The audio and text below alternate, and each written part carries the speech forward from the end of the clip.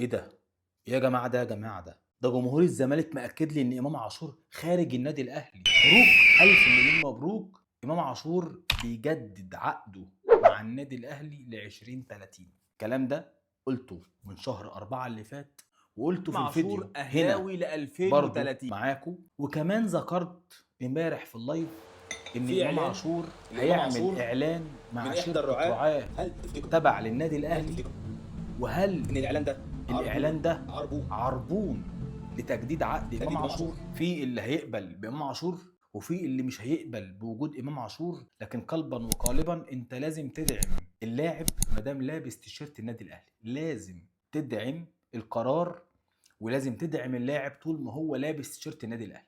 إمام عاشور محدش يختلف عن موهبته، ومحدش يختلف إن هو أفضل لاعب في مصر حاليا، وممكن يكون في افريقيا كمان. مبروك للنادي الاهلي، مبروك لجمهور النادي الاهلي. امام عاشور اهلاوي 2030.